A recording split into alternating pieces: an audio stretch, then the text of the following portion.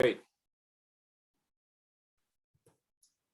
Okay, so the plan for today is I'm going to continue where I left off, showing you this demo notebook for top tagging.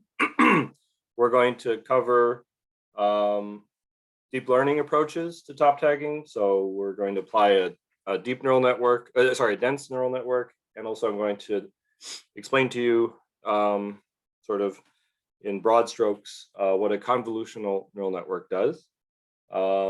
So then we'll compare the performances of these, and then the plan is to pivot to a new topic, which is generative modeling. And probably all I'll have time for today is to talk about generative adversarial networks, or GANs for short. And I have a number of demos and examples prepared. Okay, so I guess I should start. Let me start by asking if anyone actually tried to run the notebook yesterday or today and had any questions about it. Ran into any difficulties? Are there any steps you didn't understand? No? Nothing in the comments either. So. Okay, so let me just remind you what's in it. So yesterday we got as far as doing this plot. Okay, so let me go back to the top and just remind you quickly what we did. So first of all, we downloaded, the data that we're using is from this community top tagging comparison that Tillman Plain, Gregor Kajitska and company put together for this paper.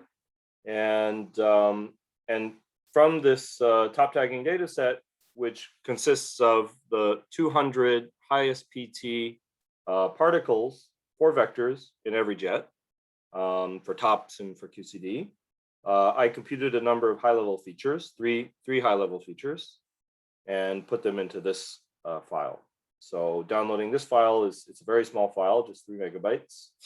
And so downloading this file, we saw what the top mass, or the jet mass looks like, the W candidate mass, and the N sub jettiness tau 32. Okay. And then we looked at what a cut-based approach could give us. We scanned over all, essentially, quote unquote, all possible rectangular cuts over these 3 features that would be good for top tagging. And I also explained what the ROC curve is. So in terms of the false positive rate, or in this case, 1 over the false positive rate versus the true positive rate, we made a scatter plot of all the working points that we got. So we saw that this has an envelope, so this direction is better, and this envelope here is sort of the best you can do with simple rectangular cuts.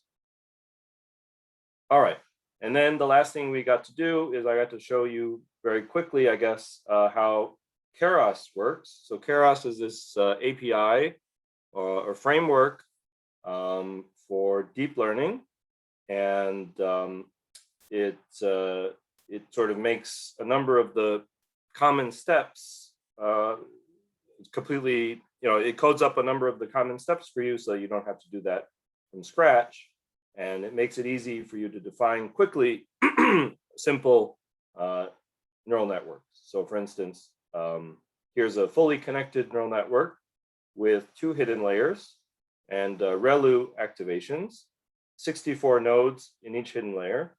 And then the output is to 2 classes, to two nodes, giving you the probability that this is signal or background. So this neural network just has 4,500 parameters, but there's only 3 inputs to this neural network. So that's, it doesn't seem like a lot of parameters, but it is a lot considering that considering that we only have 3 inputs. Okay, so we're gonna compile this model with the cross entropy loss. We're gonna use an optimizer, which is one of these more advanced versions of SGD, which I mentioned briefly last lecture. So one of the standard ones to use is called Atom. And then we have the metric here, which it's going to report to us the accuracy after every epoch. All right, here we prepare the data. Okay, so I went through this part really fast last time, so let me just explain what's going on here. So this is the training data, and this is the test data, and I'm cheating here, and I'm not having a validation set, but really I should have a third thing here, which is a validation set. And what I'm doing here, so this data, if you look at the plots here, what are the units of the features? You know, so the jet mass is in units of GeV. The W mass is also in units of GeV, right? And N sub jettiness has no units, is dimensionless. Okay, so in general, for these fully connected neural networks, they are not, for these feed-forward neural networks in general, I would say, they are not scale invariant. Okay, because of the way these activations work and the gradients, you know, the vanishing exploding gradient problem, if you feed them inputs which are not rescaled to be order 1, then in general they don't perform well. Okay, so although they're supposed to be universal function approximators, in practice, if you feed them numbers that are 100 or 1,000, then they don't converge. So they're not scale invariant. But the way that they're optimized is not in a scale invariant way. So usually we have to standardize or do something to our features to bring them to be order 1. So all I'm doing here is I'm dividing the input features by the top mass and the W mass, in the respective columns, and that's enough to make these order 1 numbers. Okay, and so one that you can try is, so maybe I'll just write this here for, so another homework exercise would be, try this without dividing by 175 and 80. Does the DNN learn anything? Okay, so you should find that if you take away this division by 175 and 80, that the DNN doesn't perform as well, doesn't learn as much. Sometimes it doesn't learn anything at all. Okay, so we prepare our training data. Oh yeah, so there's 100,000 features in this high-level feature data set I produced, 100,000 events, and so I'm splitting them 80-20 into train and test. Okay, so 80% I'm reserving for training, and the remaining 20% I'm going to use to evaluate the model. Okay, so here is where we actually do the training. Okay, so this is how Keras makes your life easy. You can set up the training, and there's just a function for that. Okay, and you specify everything in that function. How many epochs you want, what is the batch size, mini batch size, what the training data is, and what the validation data is. Okay, so for this, we are doing just 10 epochs, and the batch size is, I think, 128, if I'm not mistaken. So good. So this is what the training looks like again. And it reports for us the accuracy and the validation accuracy. Okay, so these are and also the loss and the validation loss. And so for this case, you can see that they're more or less tracking each other. So there's no evidence of overfitting or anything. Okay. So after that, we run the model on the test data to get the predictions. Okay, so what form do these predictions take? They're just the probabilities between 0 and 1 that it's signal and that it's background. Okay, so from that we can compute. Maybe I should, let's see. Did I overwrite what this model is? Subsequent things, probably. Here, let me just show you. Maybe I should show you one more thing.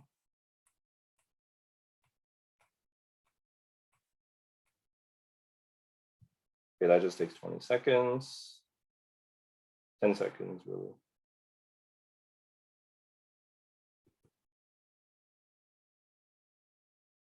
Okay, so what does this YPRED, the model predictions? Oh wait, why am I training it for so many epochs? Okay, stop. Okay, that's good enough. So what does this Y-pred represent? Let's have a look at it. Make sure I trained the right model. Yeah, okay. So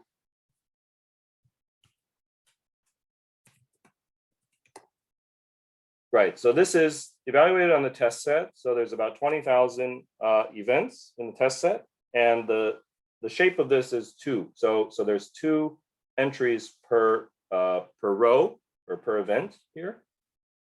Okay, so what's going on?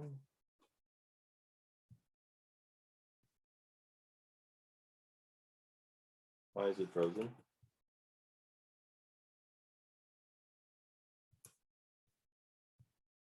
Ah, okay. Why is it frozen? All right, so the shape of this is 2. Let's look at the first entry, for instance. Okay, you see how it's 2 numbers that add up to 1, right? So the first number and the second number add up to 1, right? So these are just probabilities that it's background and that it's signal. Okay, and it's also good to visualize these probabilities as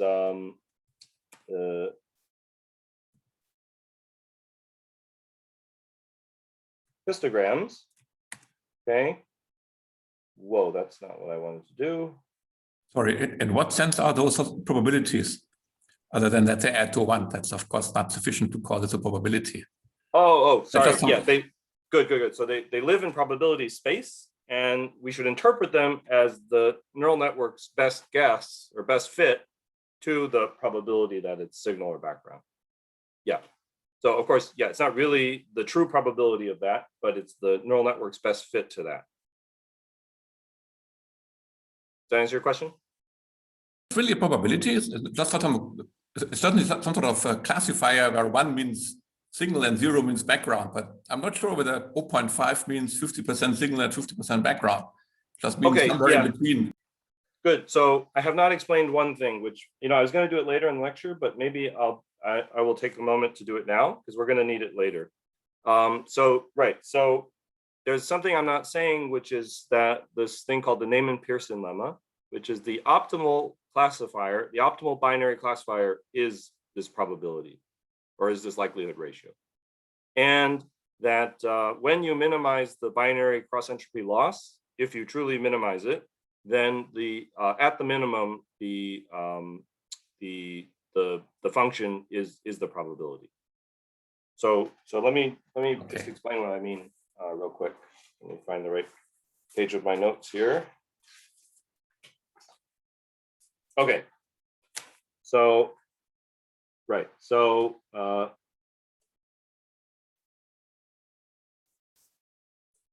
this is a very important result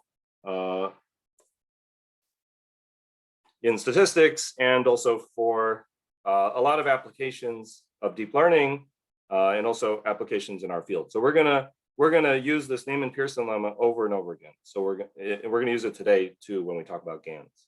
Okay, so the Neyman-Pearson lemma says that the optimal binary classifier is the likelihood ratio. R of x equals P of x given signal, P of x given background. Okay, so what does optimal mean? Well, it has a statistical definition, the uniformly most powerful test, blah, blah, blah. But it basically means the best ROC curve. Okay, so for a given true positive rate, the optimal binary classifier has the best false positive rate. So optimal means, so best possible ROC curve. So in this TPR and FPR way of plotting it, the optimal one would be here. So this is the best. Let's say the best you could ever achieve. and all the other ones would live, would be worse. Any other classifier you can come up with would be worse than that. Okay, so I'm not going to be able to have time to prove this Neyman-Pearson lemma rigorously. Okay, so for that, I guess I can send you a reference after class. I have some lecture notes where I do show you how to prove this from my longer class this past semester. But oh, I should also say that what do we do with this likelihood ratio? So then, so then we do R of X greater than some cut defines a TPR and a FPR. Okay, so we use this binary class of, we use this likelihood ratio like we would, like we discussed, yesterday as the output to some classifier that we fit to the data. Okay, so I won't be able to prove this, rigorously statistically, but what I can show you is, and this is not a, this is not a complete proof, but it's at least some plausible evidence that this would be true, is that, so in view of a proof, let's check that R of X comes out of minimizing the binary cross entropy. Right, so if you think about it, minimizing the binary cross entropy, even if we show that that gives us R of X, that's not a proof that R of X is the best classifier. I mean, the binary cross entropy we motivated using the maximum likelihood principle, so it's a few steps away from saying that that has to give you the best possible classifier. But it seems it should sound plausible to you that this would be the case. Okay, right. So that's just a straightforward calculation. So that I can show you, and we have enough time, I think. So what's the binary cross entropy? It's this again.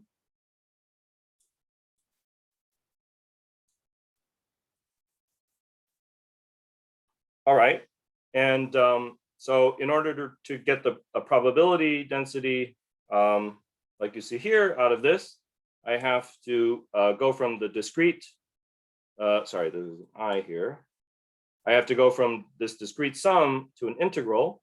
Okay, so I can turn this into an integral or a continuous version like this.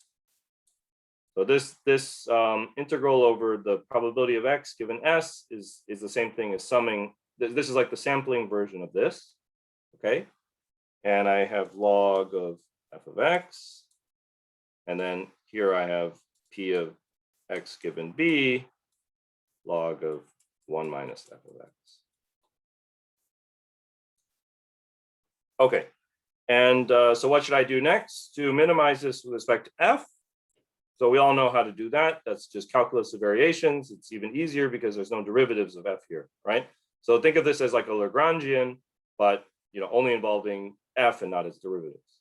So I can just vary F by F plus delta F and go to first order.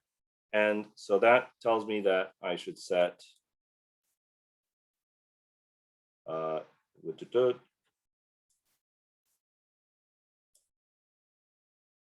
set this to 0. And so that gives me just, scrolling down, P of X given S over F plus P of X given B, 1 minus F. Right? And so if I solve this for F, what I get is F equals P of X given S over P of X given S plus P of X given B. Okay, so that minimizes the binary cross entropy. And this is monotonically related. You say, oh, that's not the likelihood ratio. Yes, but it's monotonically related to the likelihood ratio. So it's monotonic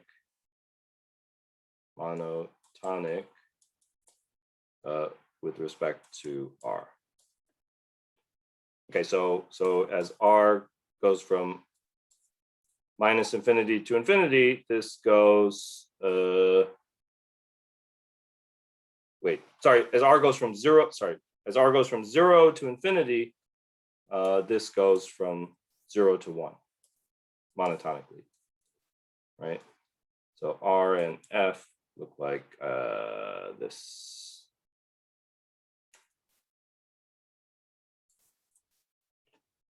Okay, so that's a long answer, but does that answer your question, Manuel, or are you still? Yes, it does. Okay, great. Thank you. Yeah. So good. So I went through all that because A, to answer the question, but B, we're gonna need this. We're gonna use this a lot later. Okay. So don't forget that. Good. So coming back to this, we hope that this neural network has learned something that's approximating the optimal classifier, or at least it's minimizing the binary cross entropy loss. And so we can interpret this output as a probability that it's signal or that it's background. Okay. So let's make a histogram of the probability. And so this histogram is a binned representation of the PDF, right? The probability density function. And so this is for background and this is for signal, right? So you see that it does what you expect. So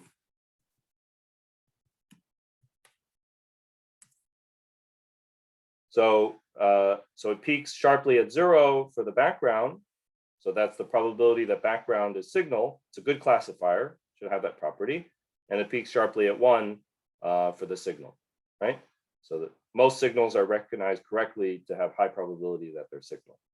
Okay, and then to get a ROC curve, what we do is we scan a cut across this histogram, basically, right? We say, let me keep all the events that have neural network output greater than something, like 0.4 or 0.6. Okay, and as we scan this cut across this histogram, we populate a family, a curve of false positive rates and true positive rates. And so this curve is called the ROC curve, and we don't have to feed, we don't have to calculate that from scratch. We can use this handy function that's in sklearn. Okay, so don't ever calculate this ROC curve from scratch. Just feed it to this function. And so when we make a plot of that ROC curve, we get this red curve, which is lies above or around where the envelope of all these cut-based working points were. Okay, so that's showing us that there's no contradiction, right? If the red curve had been below the envelope, below the top of this, we'd have a contradiction that the cut-based thing was able to achieve a better performance than the neural network. Then that means the neural network couldn't possibly be optimal, right? And the fact that it lies on more or less on top of this envelope means that using simple cuts, you can get pretty close to the optimal classifier, right? Because that makes sense, because there aren't, that would make sense if there are not significant correlations between these three features, so that just simple rectangular cuts could capture sort of the best performance. Okay, sorry. So that is a lengthy review of what we did yesterday, where we got to yesterday, with one digression. So are there any questions about that?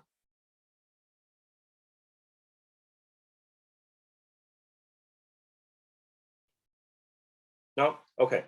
So now I want to go to deep learning. Okay, so all of that was using high-level features. And although we did a DNN here, so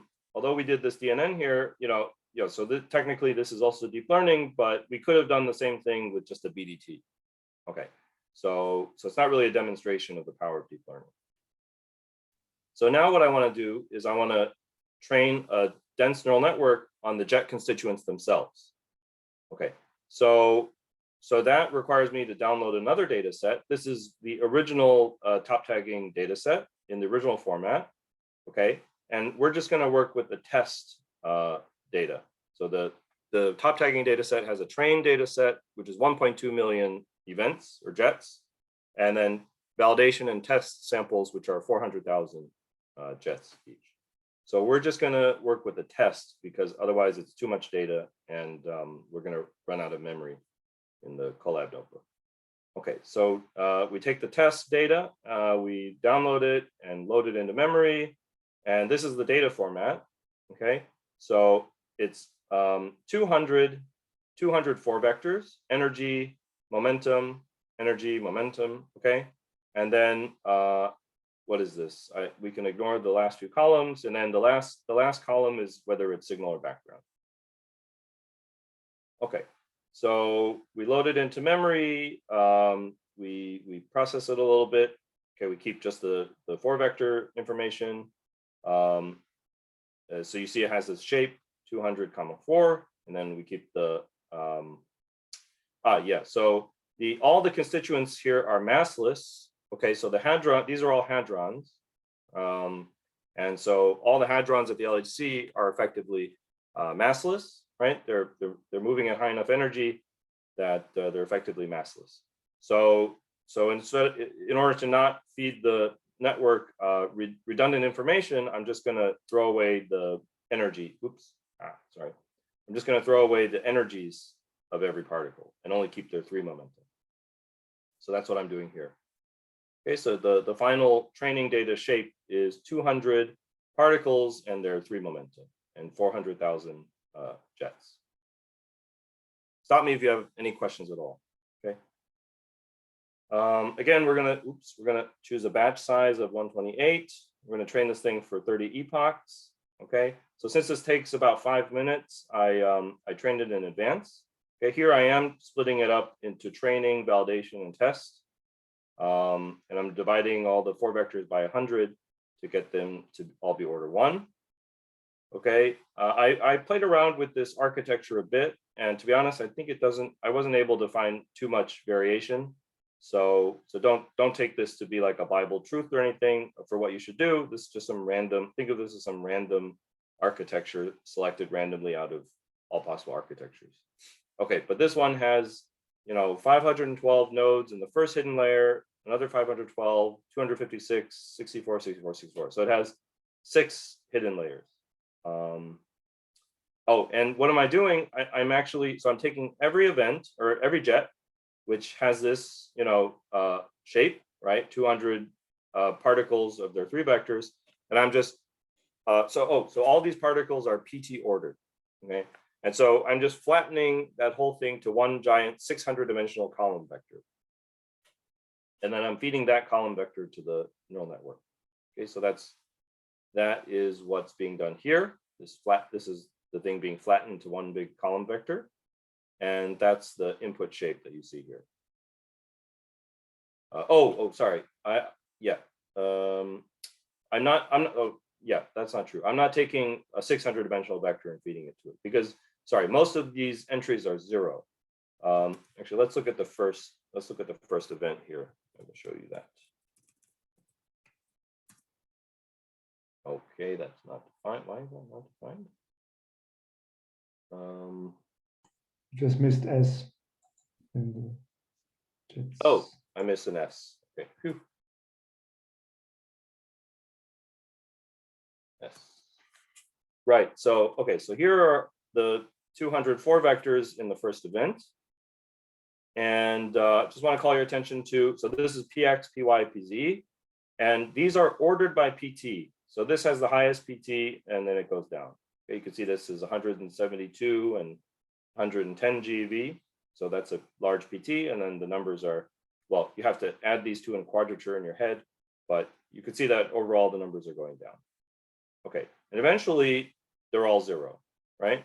So this event only has, whatever, I don't know, so like 20 or so non-zero. This jet only has about 20 or so particles, and then nothing else.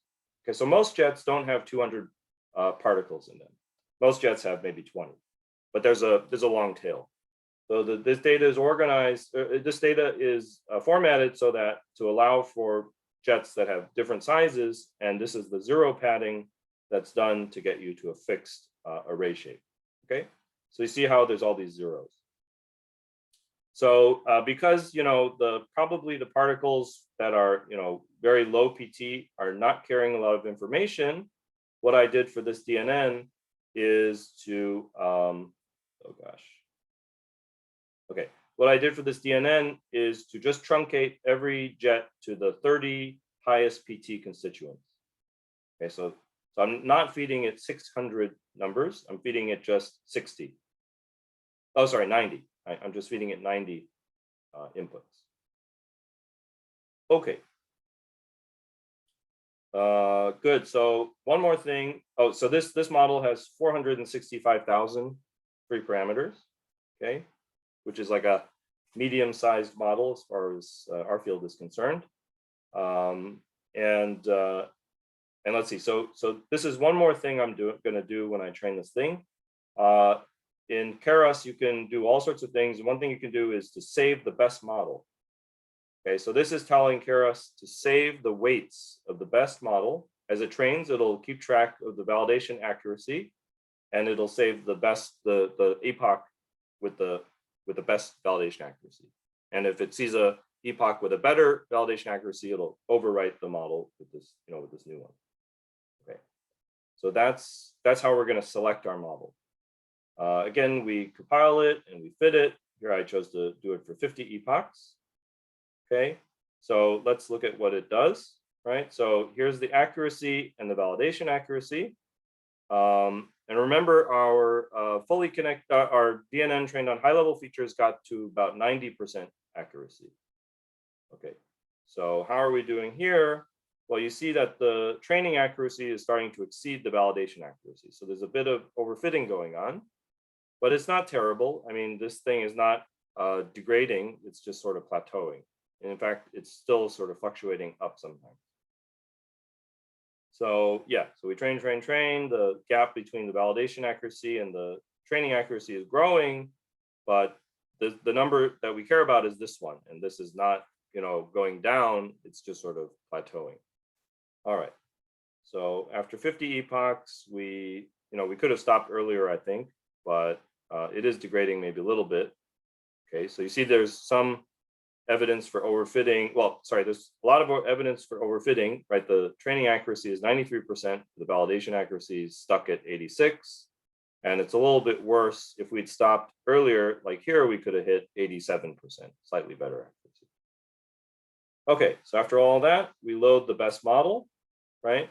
And by doing that, we biased ourselves against the validation set, right? Because we chose the model based on the validation set. So we can't use that for final model evaluation anymore. What is going on? Okay. Right. So so here I have to evaluate it on a test set. That's why I split things up into the test set. All right. And so the ROC curve, so we have to check the accuracy on the test set. It's 87%, right? That is in line with the validation set. Okay, so we didn't bias ourselves too heavily in the validation set. So the test set checks out, and then we plot the ROC curve, and we get this orange result. So what do we interpret this to mean?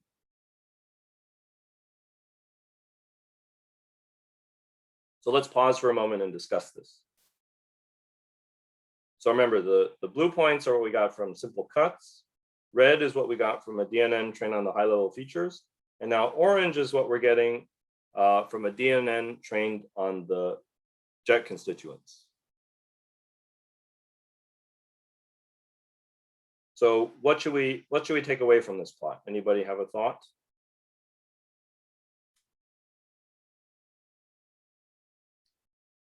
Come on, don't be shy. You're doing much worse than before. Much worse, right?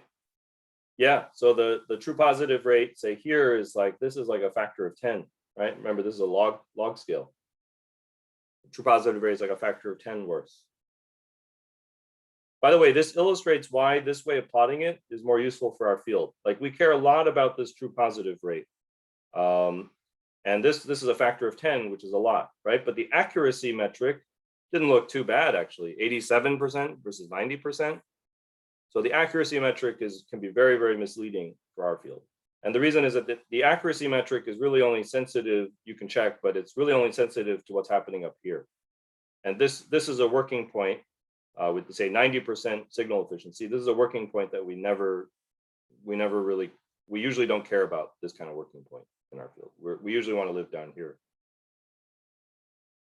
Right, so it's doing a lot worse. So what does that mean?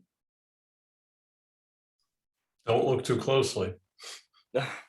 No. So it means that this fully connected neural network had trouble, was unable to learn the physics information and the high level features, right? So whatever we've done here is sort of insufficient for this automated feature engineering.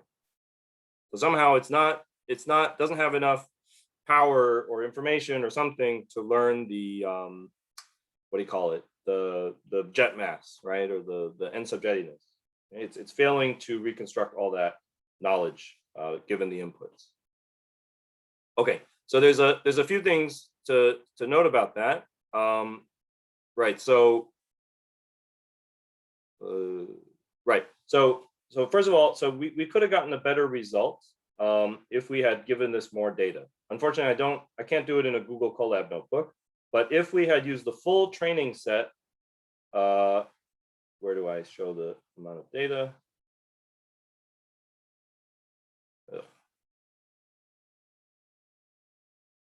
Yeah, so remember, we only trained this on 400,000 events, actually only 300,000 events. If we had used the 1.2 million that's available to us, or even the 2 million that's available to us, we would have gotten a much better result. And by way of illustration, actually, let me show you what you could get with a fully connected neural network. So this is the community top tagging study. Where did it go? Ah, here it is.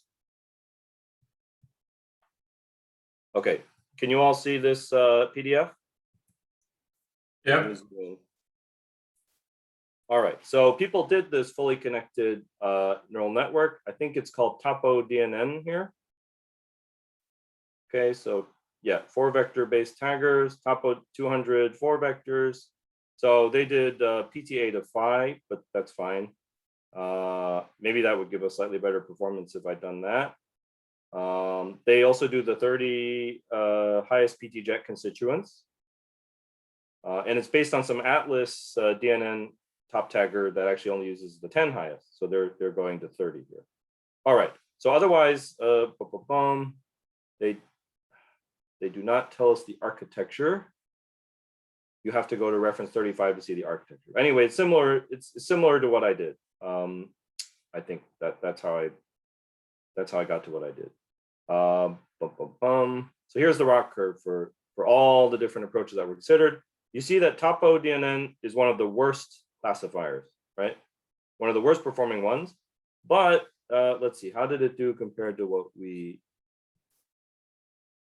So how does it do compared to what we found? So at 50% signal efficiency, the rejection is 100, right? And at 20%, it is, what is that? That's like 500. So let's now compare to what we found.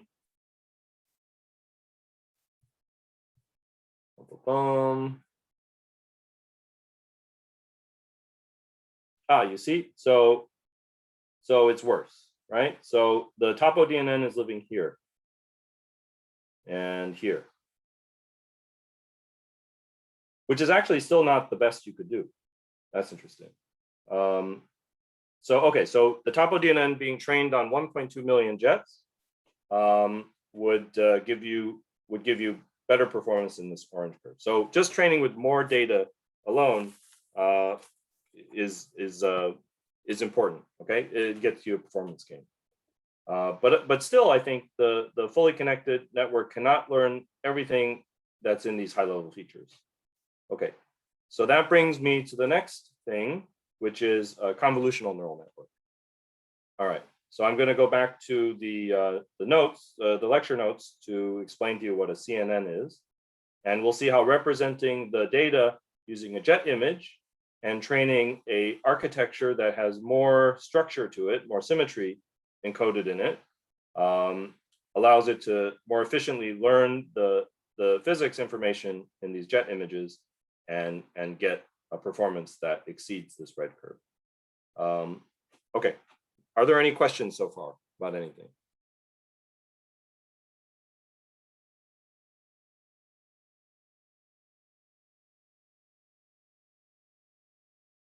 No? Okay. So let me now go back here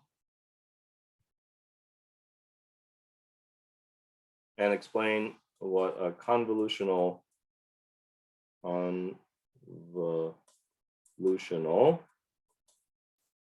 neural network is. Okay.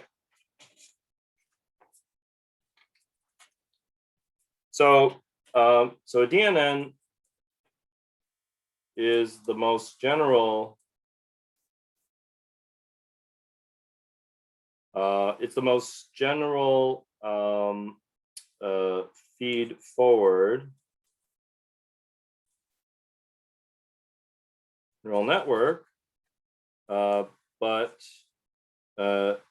has many weights, can get better performance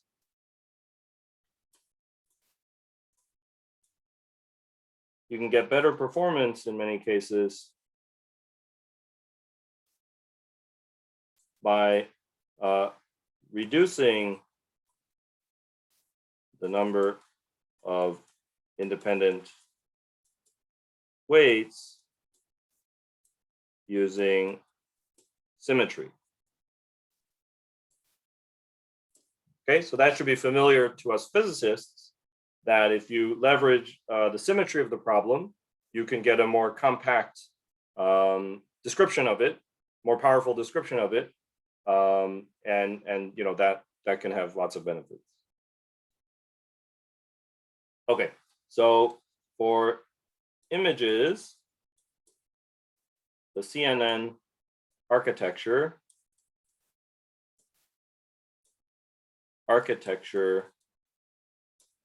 was a big breakthrough, and it really I think, yeah, most people would agree that the CNN, so the breakthrough of getting sort of huge performance gains from deep convolutional neural networks was something that basically started the deep learning revolution in 2012. So people had been working on CNNs prior to that for, I guess, since the 90s. But in 2012, they did a bunch of things which really boosted the performance of these CNNs, and they won the ImageNet competition. This is where you classify 1 million images with 1,000 categories.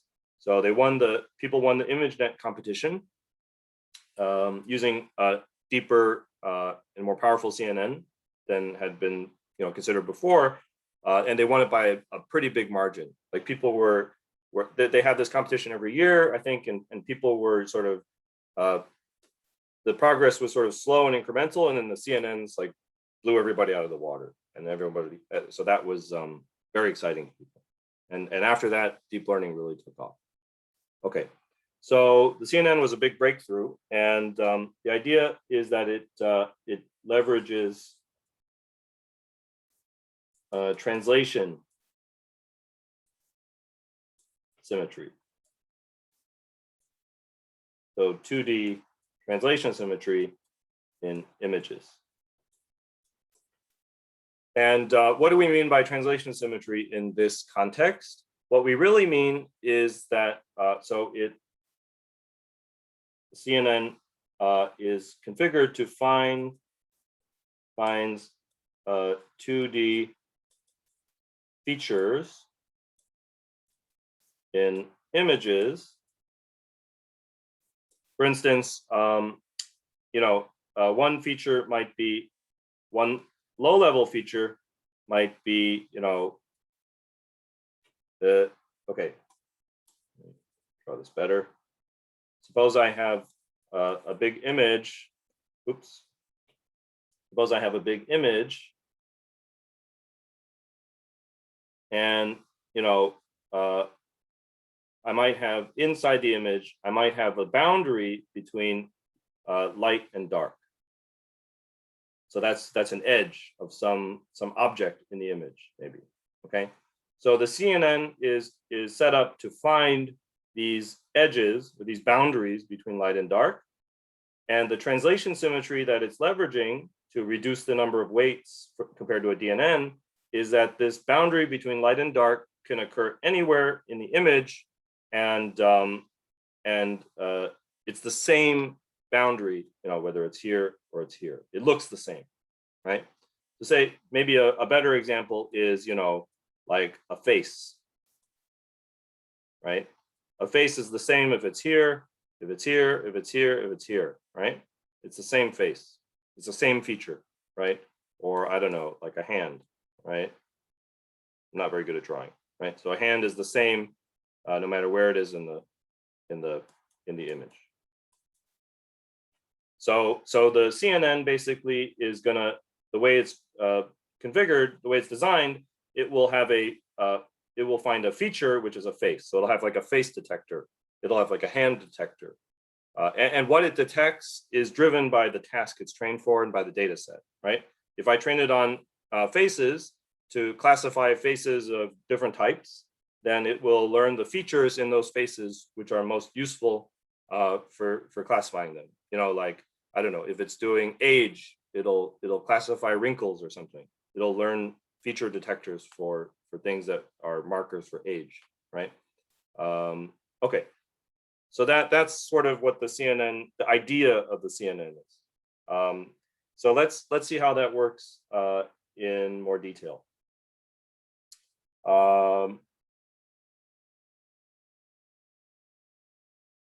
Yeah, okay. So the way it finds these features is to develop feature detectors or feature maps, as they're more commonly called.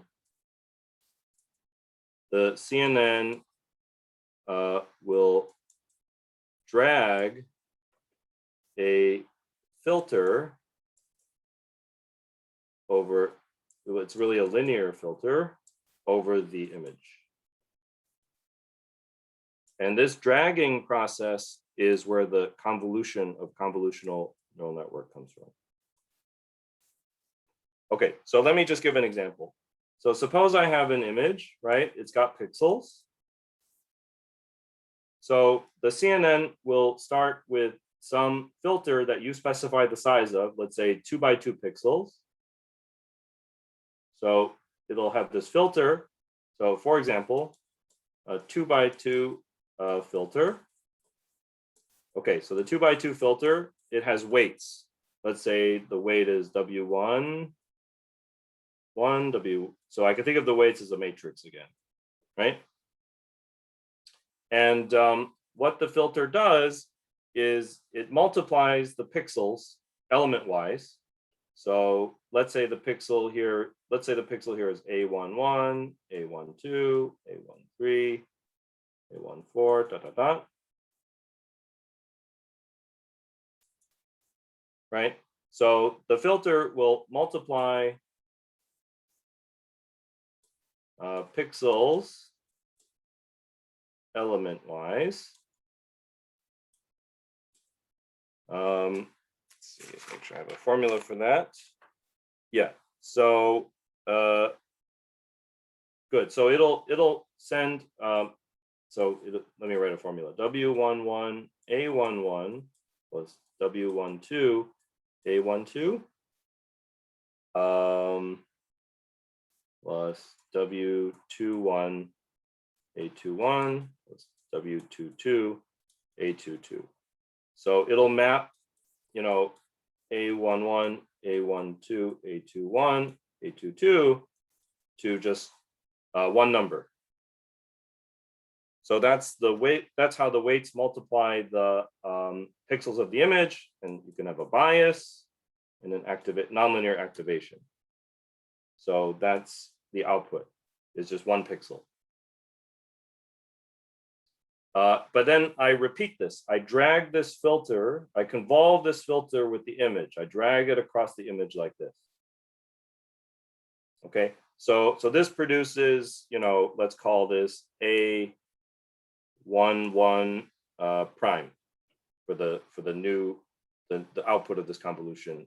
Sorry, the output of this, the output of this convolution for this collection of pixels.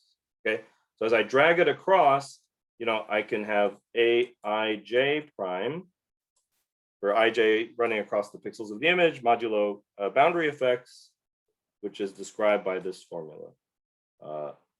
Ai plus, I'm running out of indices,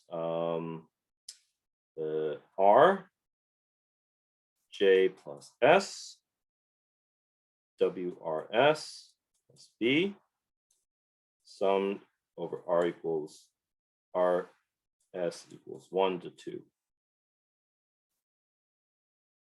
Okay, so that's what the convolution is doing, as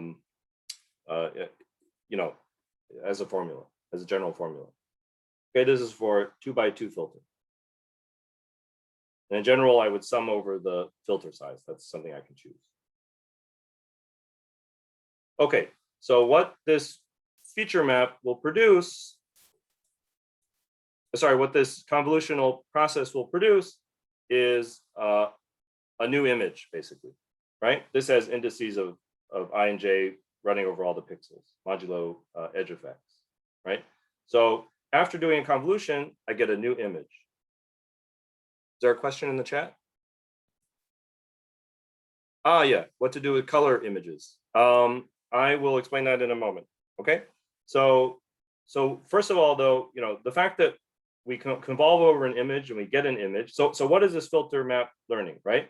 So it's going to learn, it's going to learn places. Let's say it's a nose detector, right? So these weights will be configured so that when it passes over a nose, the result is large, a large activation. And when it passes through over anything else, hopefully it'll like diagonalize noses, right? So when it passes over anything that's not a nose, hopefully it will try to make the activation as small as possible. Does that make sense? So this will, so these are trainable weights will learn to detect a specific feature in the image, e.g. noses, faces, edges. Okay, and so we can keep doing this. So let me go on. So can stack 2D convolutional layers like we do in a DNN. Okay, so this is a hallmark of all neural networks, is that you cook them up so that they have this kind of self-similar structure to them, like an image begets an image, right? So just like in a DNN, the column vector gets mapped to another column vector in the next hidden layer. Here, an image gets mapped to another image, and so we can stack these convolutional layers. Okay, so that preserves the two-dimensional translation symmetry from layer to layer. That's what that's doing. And so the idea then, and people have shown this, is that at every successive layer,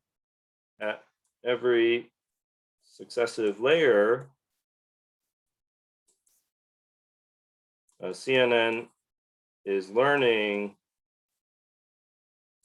higher level features in the image.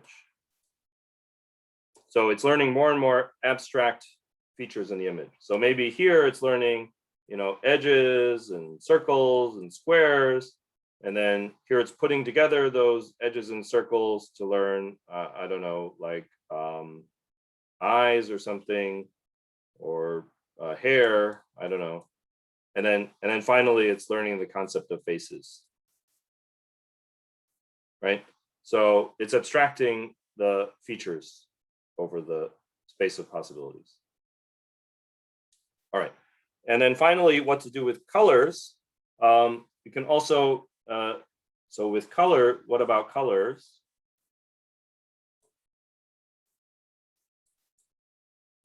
So you can operate the 2D convolution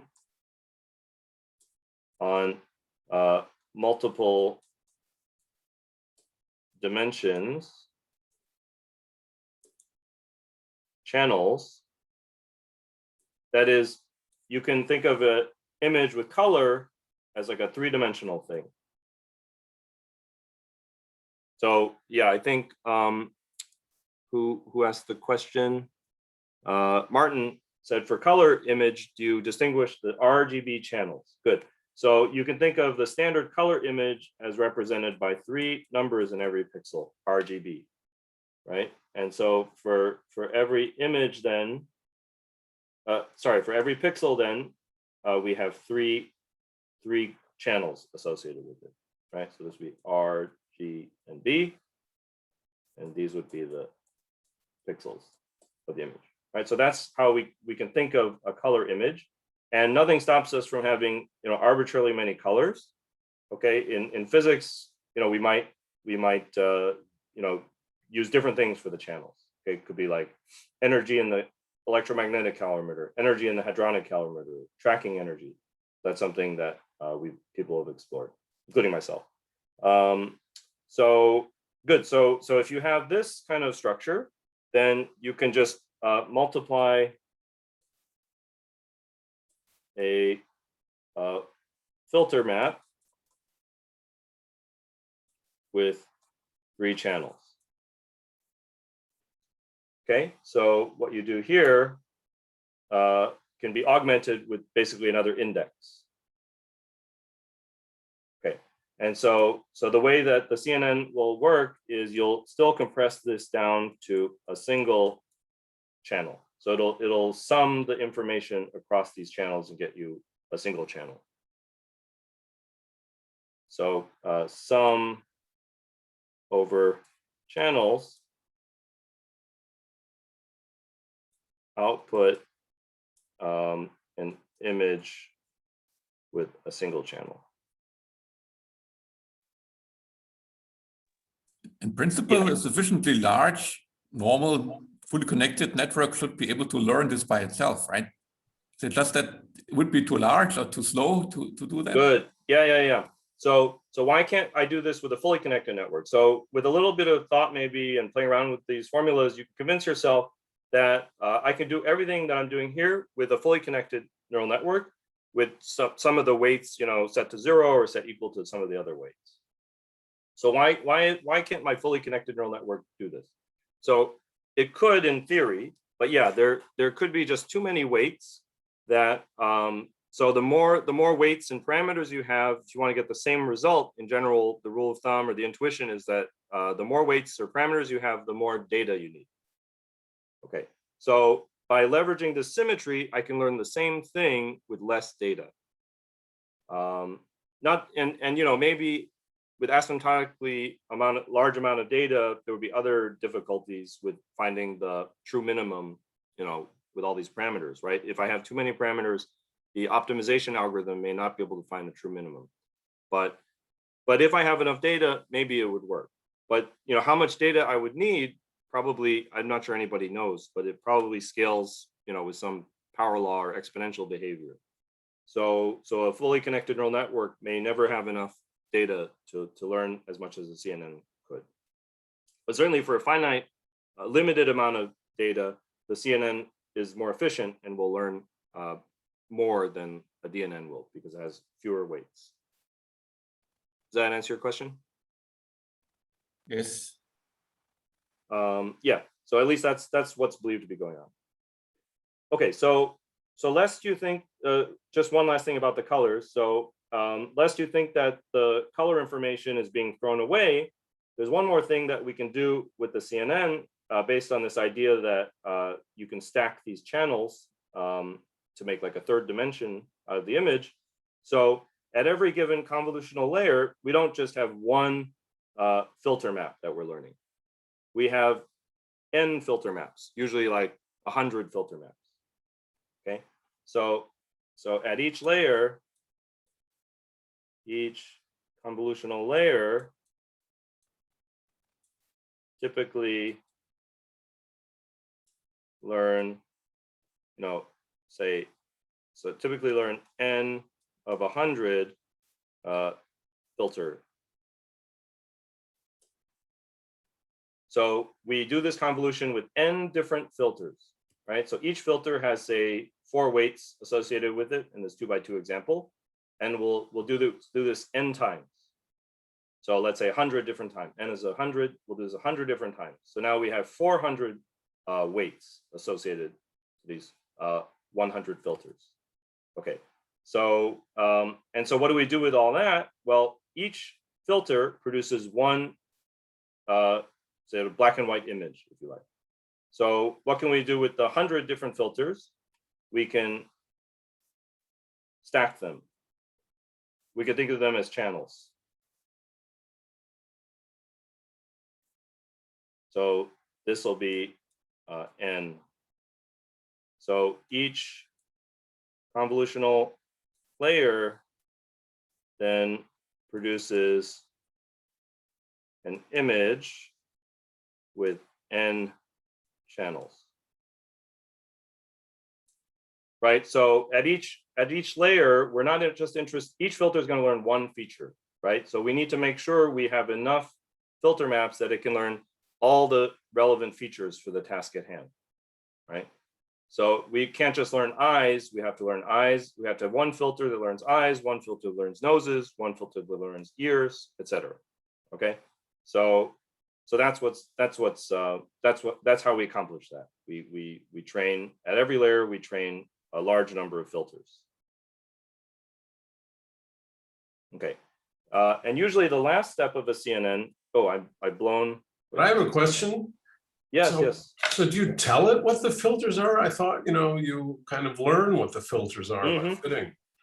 Absolutely. These are all trainable weights. So no, you do not tell it what the filters. Yeah. So, really old school computer vision would be human feature engineering, right? So they would literally design these feature maps by hand, right? They would fit them by hand or whatever to noses, right?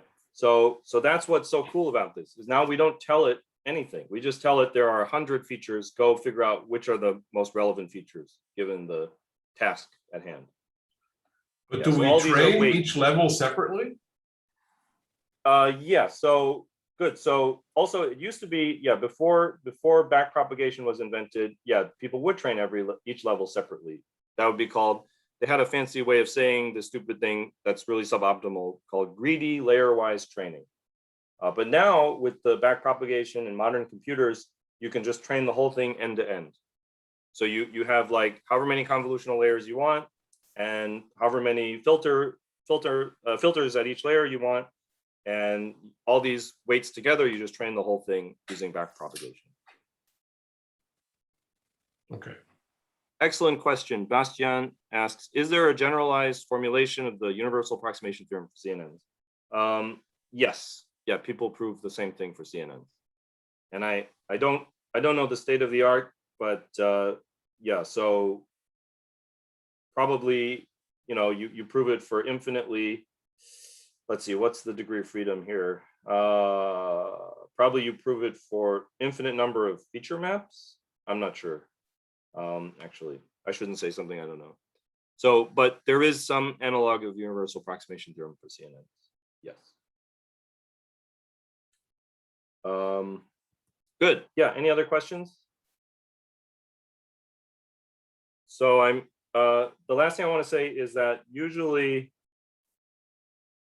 at the end of all these convolutional layers,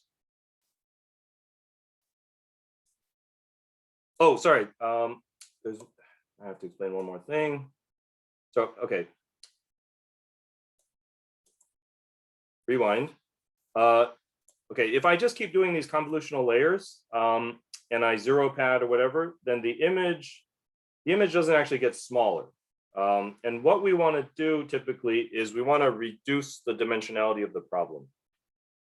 Oh, another question. Good. Is it possible that all the layers end up learning the same feature rather than all the important features? I mean, it's possible, but that would probably be suboptimal, right? So when you're optimizing for the loss, if it's important to learn by definition, if there are other important features, that means by definition they're important for the task at hand. And so if the layers don't learn all the important features, then the CNN is not going to have the optimal performance. So that would be like getting stuck in a local minimum, I guess. And with good training algorithms, that shouldn't happen. Okay, so if you choose your learning rate and your mini batch size, etc., if you've optimized your hyperparameters well, then that shouldn't happen. Does that answer your question? Yeah. Okay. So right. So one thing I haven't explained is, if we just keep doing these convolutions, the image doesn't get smaller. But what we typically are interested in is reducing the dimensionality of the problem. And so what people do to aggregate information is you typically, or empirically, people found that you get better performance by coarse grain the image after. So this is almost like renormalization group, right? So you coarse grain the image after some number of convolutional layers and using what's called a pooling layer. And so what the pooling layer will do is, again, it drags some kind of receptive field over the image. But so for example, the most common one is something called max pooling. So if I have, these 4 pixels in here, the max pooling layer will literally just take the maximum of these 4. So that goes to the maximum. Okay, so that's a very aggressive form of aggregation, right? It'll say, throw away the 3 pixels that are less important. Just keep the biggest one.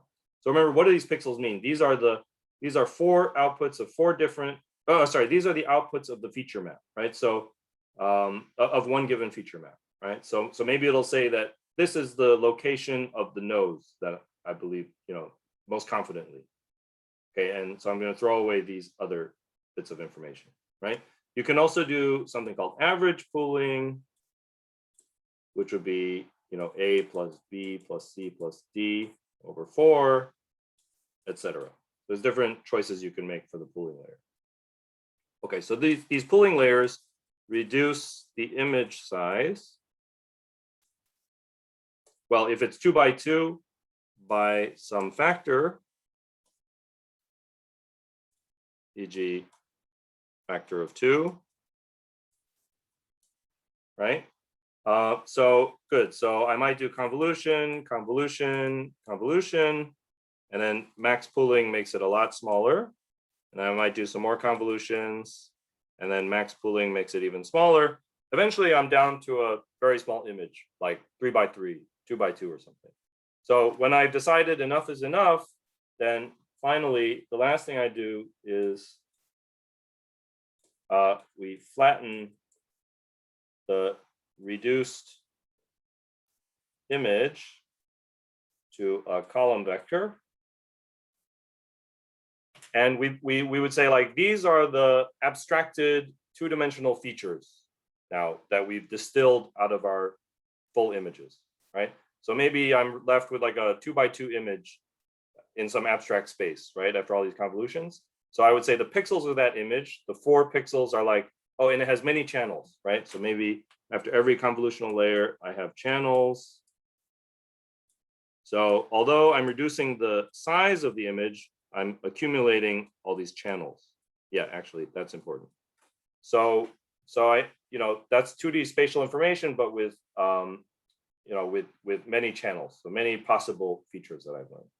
And so finally, I flatten the whole thing to a column vector, and I say, these are all my high-level features that the CNN has learned.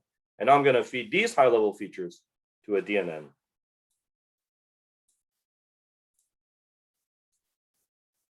Right, so these are like the high-level features that the CNN has learned. And this is like the classifier for the high-level features. Okay, so now I've fully explained to you the structure of a basic CNN. So this is the structure of the most basic CNN. I think this is called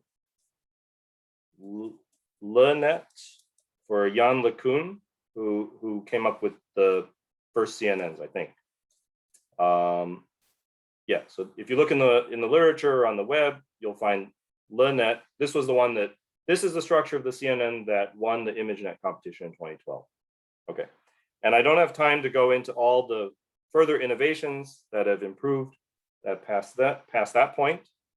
Okay, but yeah, so let's see, what did I did want to show you. So yeah, this is a visualization of the convolutions. Maybe I should have shown you this earlier, but this is how the feature map, the filter is dragged across the image, and you see how it's there's no way for me to pause this, is there? Okay, so the filter map in this case has weights 0, 1, 2, 2, 2, 0, 0, 1, 2, right? And these are the pixels of the image. So that's what's happening here, is that these weights are being multiplied to these pixels, and the output is shown here. Okay, and you see that without zero padding, the edge effects do reduce the size of the image a bit, and then you have choices for what to do if you want to get back to the same size image that you started with. Okay, are there any questions? Other questions about CNNs? So I'm kind of over my hour that I set for myself, so people probably want to take a bathroom break or something. But let me just, I want to wrap up this sort of unit on top tagging. So let me show you, why is this frozen?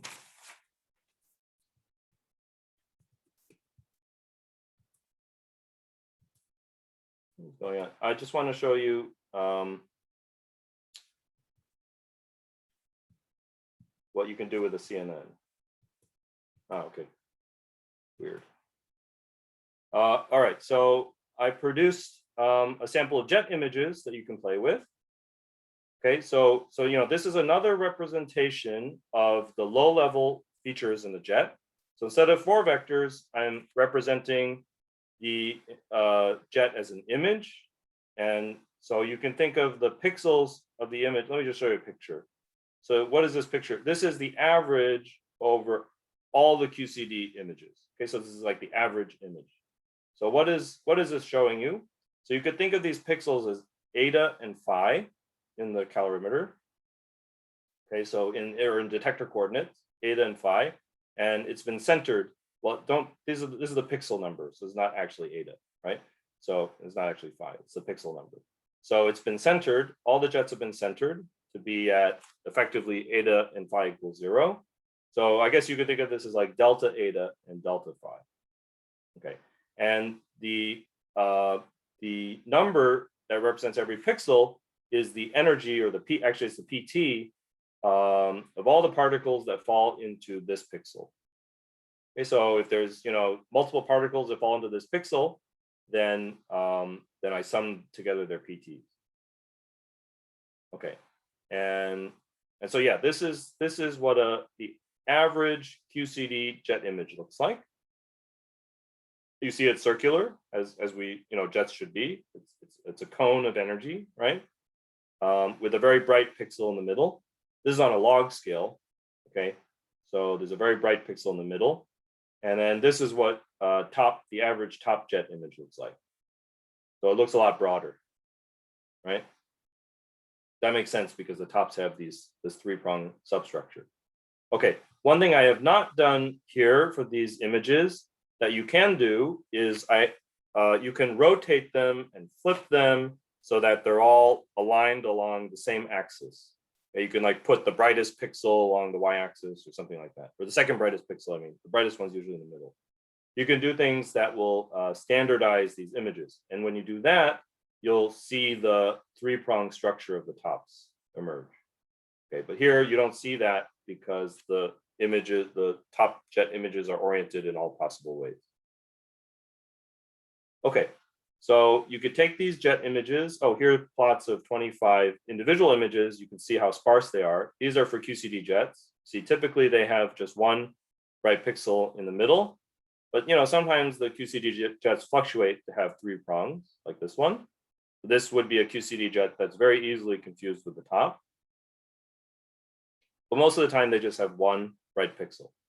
Sometimes they have two bright pixels like that, or two prongs, I mean, right? Okay, and then meanwhile for the tops, you see typically they have 2 or 3 centers to them, right? So more often than not, they have multiple centers. But also sometimes the top jets fluctuate just to look like a QCD jet. Okay, so these are visualizations of 25 random jet images. Okay, now we can train a CNN or define a CNN. All right, so I have to prepare the data. Again, as before, I'm going to do 80,000 images.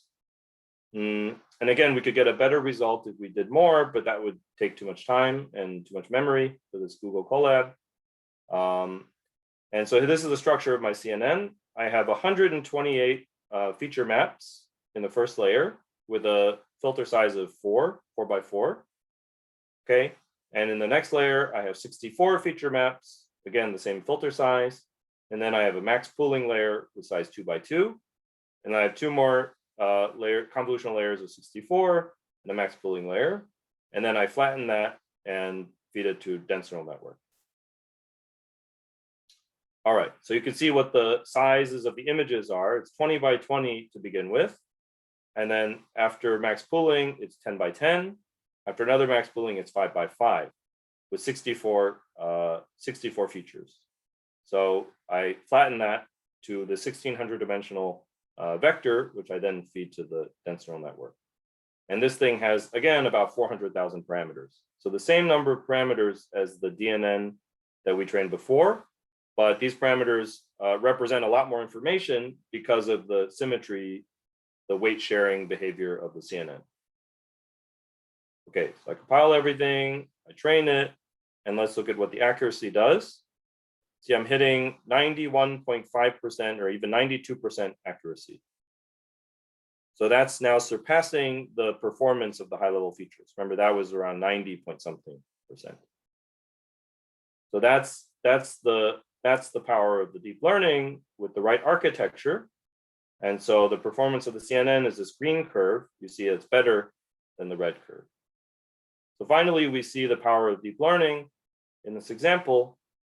This is evidence that it can learn the physics information that's in the high-level features, and that there's even more to learn than those high-level features. Why does it get worse at very small efficiencies or very high purity? Yeah, so I mean, this could be statistics. Like I'm only evaluating this on 20,000 jets. Okay, so the test sample is 20,000. So when you get down to here, the rejection factor is like 10,000, right? So there's only 2, right? Actually, so there's 20,000 test jets and 10,000 of them are background, right? So when I get down here, there's only 1 background event left. So this is going to be subject to huge fluctuations. Okay, yeah. Yeah. So I would care more about this part of it where I still have 100 background jets left, and a 10% error on that is you can't see that on the log plot. Yeah, okay. So yeah, this is what we were able to achieve with just a tiny fraction of the training data, right? This was like 100,000 jets that we trained on. And the full data set is 1.2 million that we could have trained on. So there's a factor of 10 more training data, and you actually do get big benefits from more training data. So that's one thing. That's the main thing I would say is you'll get a better result with more training data. Okay, so the performance gap with the high level features is only going to get bigger if we train this on more data. The other thing is, CNNs are not the only thing you can do. So I really encourage you to check out this. Where did it go? Yeah, this top tagging reference. So the CNN, this was actually my contribution to this paper is this purple curve that's somewhere in the middle of the pack here.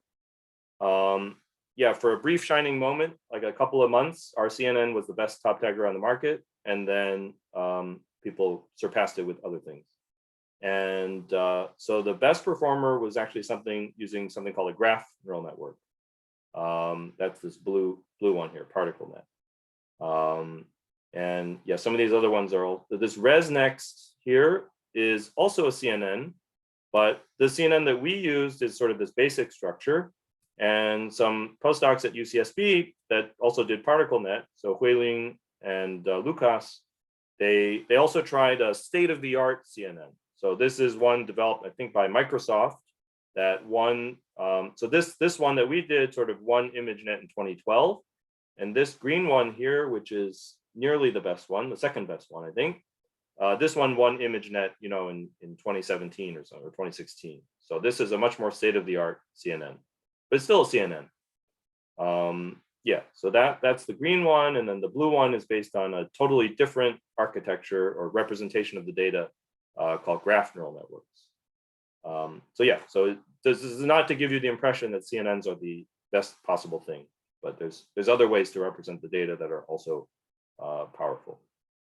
But yeah, I highly encourage you to check this out. Even though this reference is 2 years old, it's still a pretty good introduction to the state of the art, certainly for top tagging, but also state of the art for classification, deep learning algorithms in general.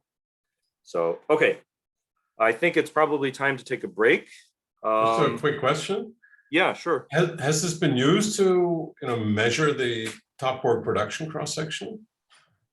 Has it been used in an actual measurement? I'm not entirely sure. So it's only recently been commissioned by CMS at well, first of all, let's be specific. So the purple CNN, I handed it off to my Rutgers colleagues, and they implemented it inside of CMS. So your experimental colleagues. My Rutgers CMS experimental colleagues, yeah. Yeah. And so it's a lot of work to commission one of these taggers inside of CMS. So ParticleNet was done by 2 CMS postdocs, so I'm pretty sure that's being commissioned inside of CMS if it hasn't already been. So some of these are being commissioned. And what does it take to commission it? They have to train it on official Monte Carlo, right, like Géant. Yeah. And then they have to measure scale factors and systematic errors in using control samples in the data. That's a big, that's a lot of work. Yeah. But some of these have already been taken to that level, and more are going to come in the near future if they haven't already. Maybe I missed something. And then yeah, so once they're commissioned, I think we'll see them being used in analyses going forward. Yeah. Whether they've already been used in any analysis, I'm not aware of anything, but the commissioning happened a year ago, I think, and so these things take time. Yes, thank you. Mm-hmm. But yeah, in case the point was lost on you, the high level features sort of plateau around here. So yeah, maybe I should emphasize this point. You're getting a factor of 5 or something, or at least 3 performance gain in false positive rate. So that means you can keep the same number of tops and reject 3 times as many QCD jets, right? Which is huge. Yeah. Yeah, that's like having not sure how you count, but anyway, that's equivalent to having a lot more data in terms of signal for square root of background significance or something. Yeah, it's probably a square root factor, so you probably need 9 times as much data or something. Yeah. So it's a big gain. Yeah, factors of 3 are big gain in this business, right? People are excited by like a 10% improvement in a tagger. So a factor of 3 from deep learning is enormous, and that's why everyone's excited. Yeah. And then, you can go back, like I said, after you see this huge performance gain, you can go back and try to figure out what did the machine learn. And people have been doing that. And then you can improve also just the high-level feature-based taggers. You come up with a bigger list or a more powerful list of high-level features. So yeah, so it's not to say that the deep learning taggers are going to be the final word on this either, but they did reveal to us that we weren't including all the. Unfortunately, this plot does not have the high-level feature tagger on it, but yeah, it did reveal to us that we don't have all the information when we do these high-level feature taggers. And yeah. Yeah. Thank you. All right. So I guess when am I supposed to stop?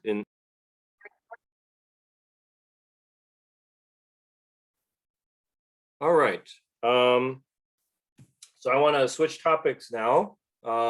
Since want to give you an overview of we could talk for another N lectures where N is large about classifiers and all the different architectures and things you could do. There's much more to say. Also, there's a whole topic of training decorrelated classifiers. Like if there's some feature like jet mass that we don't want it to learn, then there's things we need to do for that. But okay, but I want to give you an overview, a broader overview than that. So I want to pivot to a new topic now. And I want to give you a taste of generative modeling. We don't see your screen. Oh, yes. Thank you.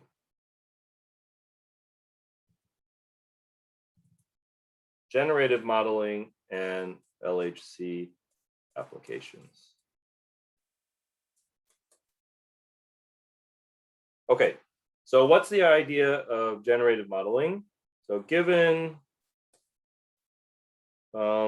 data,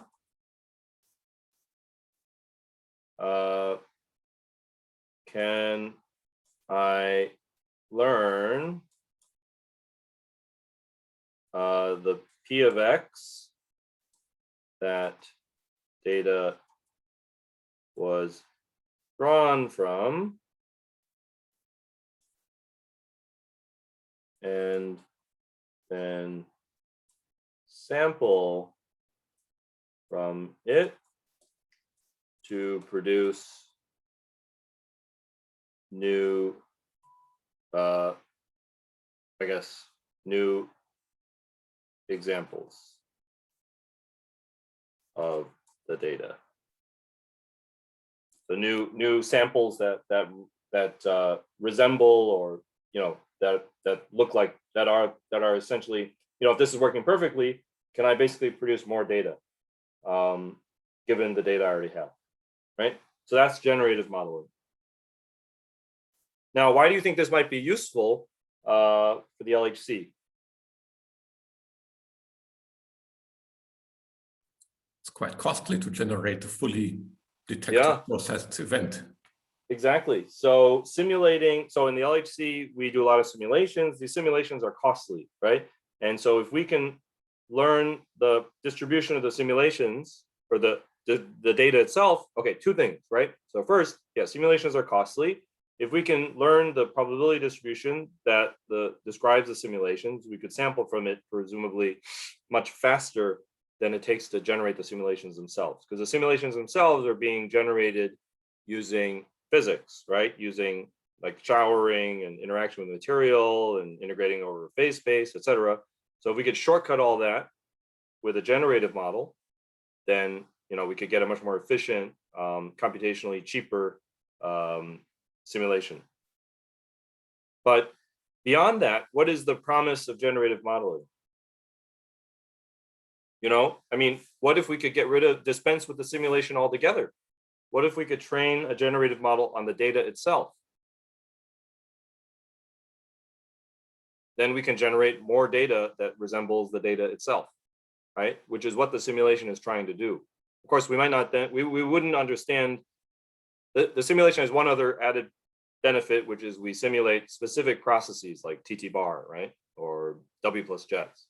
So if we just train the generative model on the data, the data doesn't come with labels, so we lose something in the process. But still, I mean, it might be very useful to have a data generator for lots of applications. Okay, so that's the promise of generative modeling. And in many fields, not just LHC, generative modeling can have applications, right? Think about other places where there are very expensive simulations, like n-body simulations, right? For galaxies and cosmology, or I don't know, simulations of turbulence or something. So all of these things are ripe targets for generative modeling. This is a very, very important topic. All right, so so there are three main approaches, I would say, currently out there. The first is generative adversarial networks. And this is Goodfellow et al. 2014. And this is the one that's, I think, has by far the most papers on it. Another approach, which is not a state of the art, is variational autoencoders. And finally, maybe a more recent approach is called normalizing flows. And I'm not sure I'm going to have enough time to take you through all three. I'm going to have to pick and choose. So, but also, so these are also relevant for the next topic, which is anomaly detection. So I may try to work in a bit about these other very important architectures or machine learning approaches as part of the next topic, which is anomaly detection. Okay, so but GANs are the most commonly or popular studied approach for generative modeling because these give the best performance to date, I think, on image generation tasks. Okay, so there's probably order of magnitude more papers written about GANs than about these other two approaches, because the GANs just empirically or whatever, for whatever reason, do the best on generating natural images. Okay, which doesn't mean that GANs are going to be the best for our field. Okay, that's one thing to keep in mind. But in the machine learning literature, people are obsessed with generating celebrity faces, right? So so the GANs are the best for that, for whatever reason. All right, so I'm going to tell you about GANs. And just to get you motivated, let's see. So this is a fun website. Okay, so one of these images was generated by a GAN, and one of them is a real image. So you have to click on, so it's a game. So which image should I click on? Maybe I should take a poll. Is there a way to do a poll here? Yes, I can start one. Okay, let's do a snap poll. Which one should I click on? And then I'll just tell me, I'll click on the one that polls the best. Okay, so I can't see the poll, but How do we poll? How do we vote? I mean, It takes 1 minute, 1 second.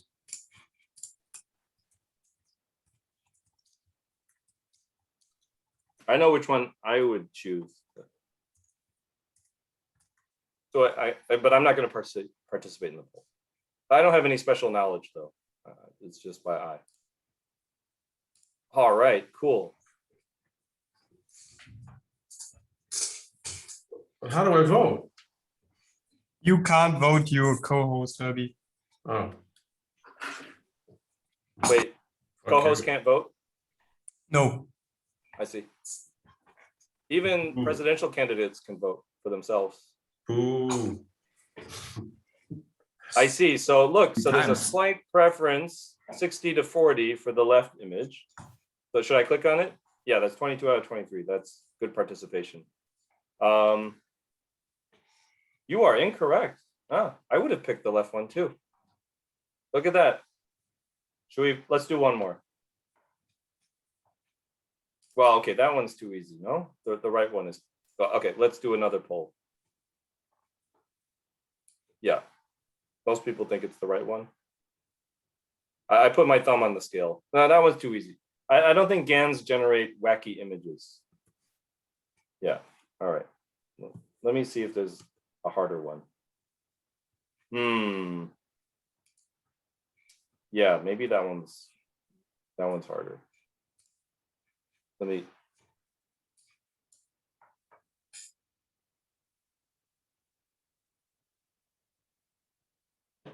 Interesting. Okay, there's a clear preference for the left one. Correct. All right. Anyway, so what we're doing here is actually part of the GAN. So the GAN has two components, the adversary and the generator and the adversary, or the discriminator. Generator and the discriminator. So we're basically playing the role of the discriminator here, trying to tell which is fake and which is real. And GANs are specifically constructed to make that as hard as possible. So that's why, I mean, this is a state-of-the-art GAN, okay? This is giving us the current best performance on generating realistic images. And so this is constructed to make it the hardest possible to discriminate between real and fake. So that's just to show you, how hard it can be and how powerful these GANs can be. All right, so that's just by way of motivation. So now in the last 15 minutes or so, I'm going to try to explain to you the idea behind GANs. All right, so the idea is something called adversarial training. And it's to, again, as two neural networks that are trying to defeat each other. So can also think of them as playing a game. And that the way GANs are trained has connections then to game theory and this Nash equilibrium, which is a fancy way of saying a saddle point. So GANs have two neural networks that are trying to defeat each other. And the first one is called G, the generator.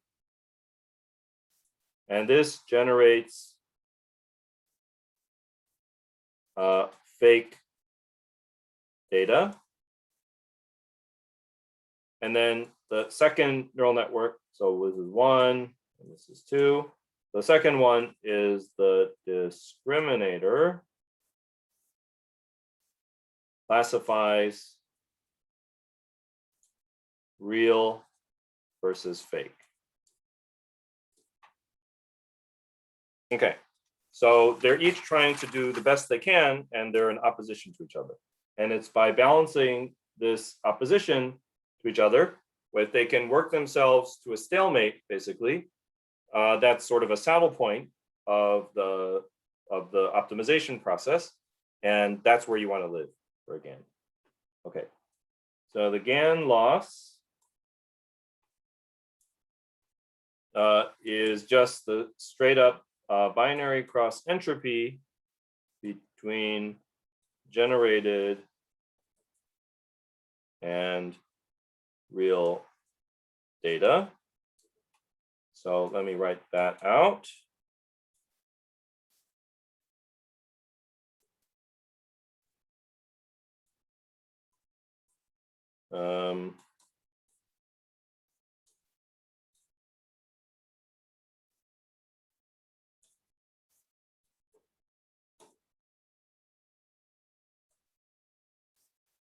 Okay, so a few things to note about this. So XI represents the data, like one of those real images. What does ZI represent? So Z lives in some latent space. So Z is living in some latent space with a simple probability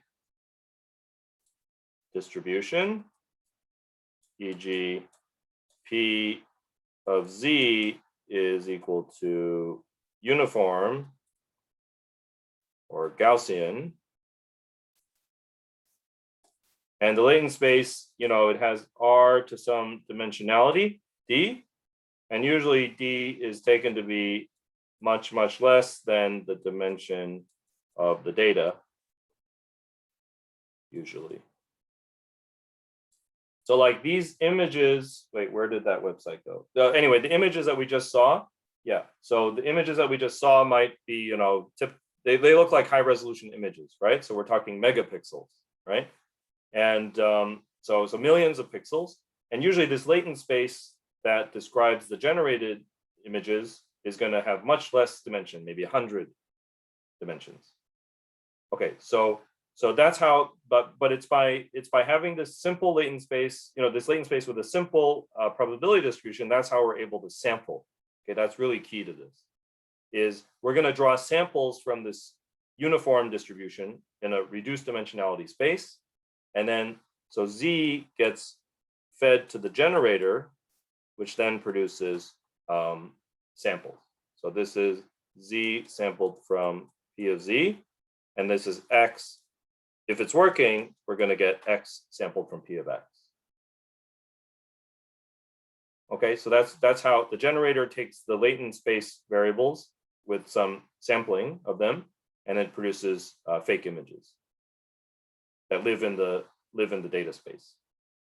Okay, so that's the first comment. The second comment is that this L is the negative of the usual classifier loss.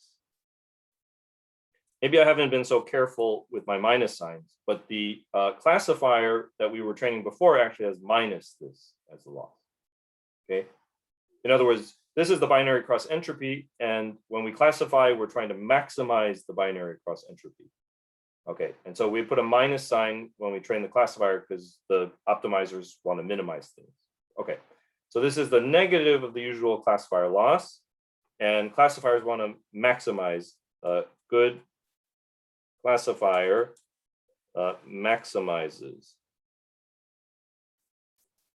PCE. So, okay, so what does all this mean? So what is the objective of the GAN? The objective of the GAN, let's see if I can squeeze this onto this page. The objective of the GAN is to, the objective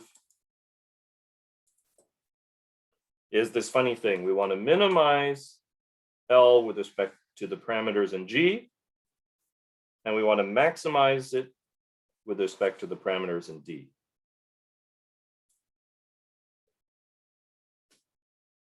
That's why it's a saddle point. Okay, so we want max with respect to D means the discriminator is as good as possible. And we want to minimize it with respect to G. That means the generator fools the discriminator as much as possible.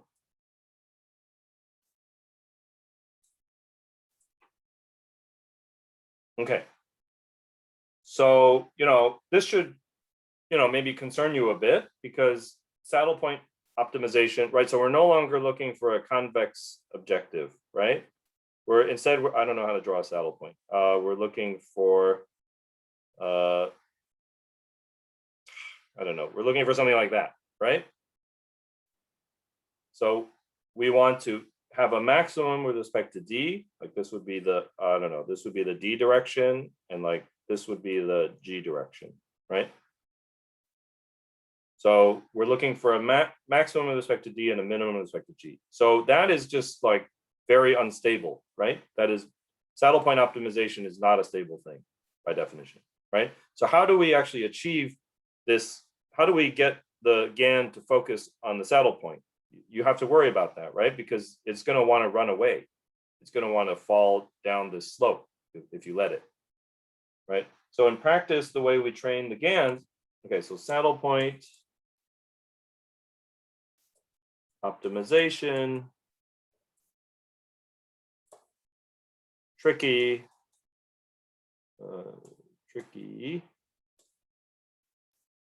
unstable, how to guarantee convergence.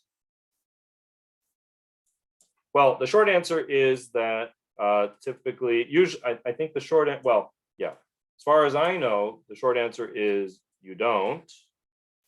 So GANs don't really converge in any conventional sense of the word. Instead, they might hit the saddle point. You might train it for like 1,000 epochs, and then it might hit the saddle point for epochs 600 through 620, and you have to pick the epoch where you hit the saddle point, and then it might just run away and start to be bad.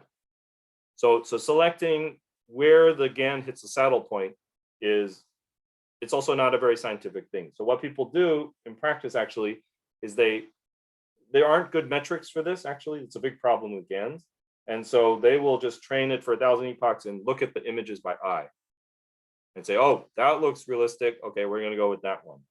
And people do come up with metrics, but there's a big literature on metrics. I'm not sure that's a settled question. Okay, so basically you don't guarantee convergence.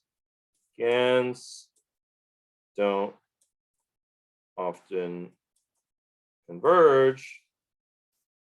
So select the best epoch, often based on subjective criteria. Okay, maybe I'm getting ahead of myself a bit though. So what do we actually do to train these GANs? So to train, typically alternate between training G and D. So like we'll train G for some number of epochs, fixing D, and then vice versa. Okay, so that's how we train the GANs in practice. Maybe I have 3 minutes left, so maybe I should explain why the GAN achieves optimal performance, ideally, at least. Okay, so what is the optimal performance ideally? This is what we want, right? We want the generated images to follow the true probability distribution, right? So this is P latent, and this is P data, right? So we don't know P data in general, right? If we knew P data in general, we wouldn't have to do any of this, right? So the idea is we have data, but we don't know a priori what the probability distribution was that it was generated from. But yet we want to train this GAN to generate examples that follow this probability distribution, this unknown probability distribution. So how is that possible? Okay, so let me now explain optimality guarantee of GANs. So let's first consider maximizing L with respect to the discriminant, okay, at fixed G. Well, actually, let me rewrite. So we want to minimize with respect to G, maximize with respect to D, right? So I should think of this first as the first step is maximizing L with respect to D at fixed G, fixed generator, right? So here's where I'm going to use the Neyman-Pearson lemma, right? So what's the maximum of L over the discriminator is the optimal classifier for a given generator, right? So that's going to produce D hat call that the optimal classifier.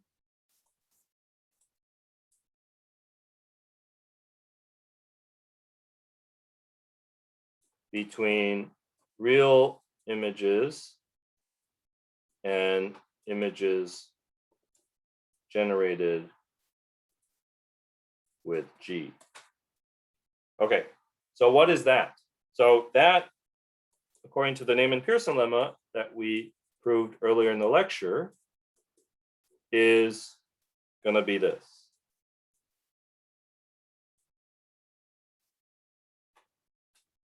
So you see that even though we don't know the data distribution, the optimal classifier secretly is going to learn something about it. It's going to learn this likelihood ratio.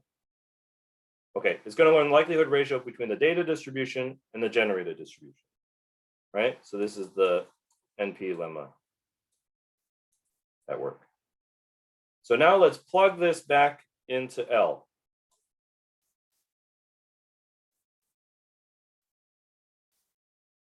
So L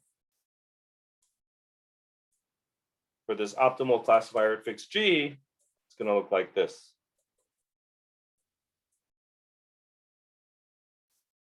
So just a bit of algebra.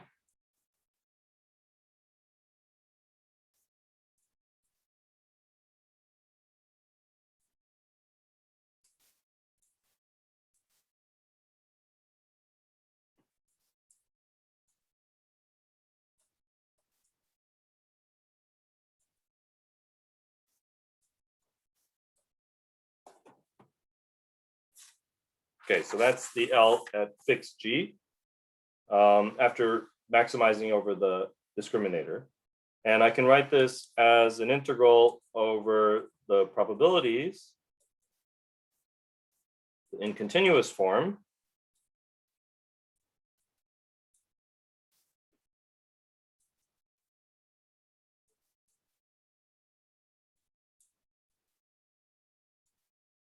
Minus the sum.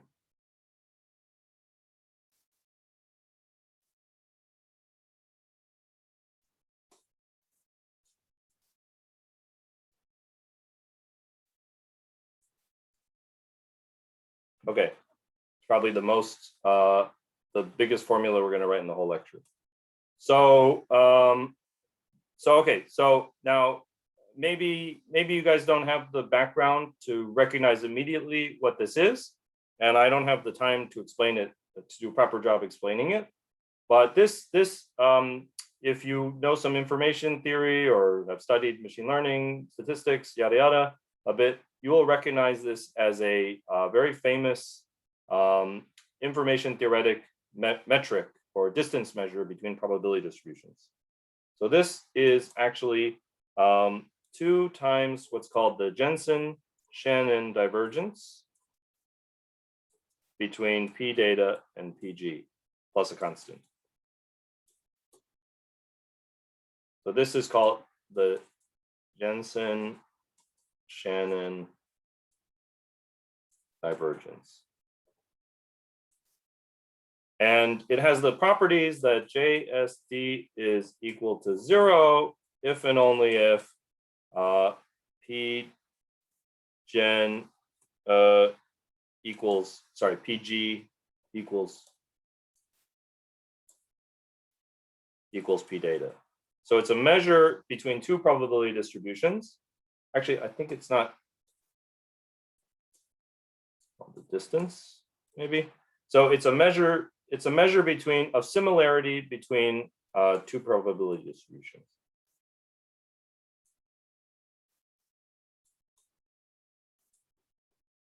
Between 2 probability distributions. It's 0 if and only if they're the same. It's greater than or equal to 0 for all PG, P data. And it's equal to 1 if and only if, sorry, it's bounded between 0 and 1. And it's equal to 1 if and only if PG and P data are disjoint. So in other words, if I visualize their PDFs if like they're completely separated from each other, so if this is PG and P data, you know, if they're non-zero only when the other one is zero, you know, then that's what I mean by disjoint. Then the JSD is maximized. Okay, so the last thing I want to say, because I'm out of time, I know you guys have to get to this colloquium. Sorry, yes. but this L does not seem to vanish under this. If the two P's are the same, no? The positive things are something like 2P times log P, but you subtract 2P times log 2P. Yeah, that's this constant, I think. Hopefully I didn't mess up the algebra. Yeah, there's a constant here. So the part that actually depends on the probability distribution, you know, yeah, good. So there's a bit more algebra to get to this step here. And you have to check that, you know, you have to use the fact that these P's integrate to 1 when doing that last step. So yeah, good. So when they're the same, you should get some log 2 or something separate. Yeah, exactly. You should get a constant. Yeah. So something that doesn't depend on the P's. Okay, good. So then the last step is to observe that this is when I want to minimize this L with respect to G, this is minimized for JSD equals 0, i.e. PG equals P data. Okay, so that's the optimality guarantee of the GAN. That's how the GAN, if it's working, if we really find the saddle point properly, then it has learned the data distribution. And you know, maybe I should reemphasize this, you know, next lecture, but this is really cool and very deep. So what did we do? So the data distribution is intractable, assumed to be intractable. Like we cannot know it. We cannot know it this way. But by training this classifier and using the Neyman-Pearson lemma, so this is called the likelihood ratio trick. Likelihood ratio trick. We learn this likelihood ratio, which has the information about the data distribution in it. And so this is likelihood free learning, another buzzword.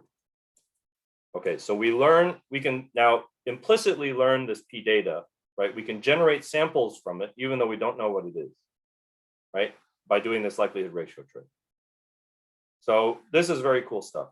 And that's why, you know, the fact that it worked and also the theory behind it got people very excited when this came out in 2014. That's why there's probably thousands of papers following up on this GAN idea now. Okay, so sorry for going a little bit over time. We'll pick up where we stopped today tomorrow. Feel free if there are any other questions. So thank you very much.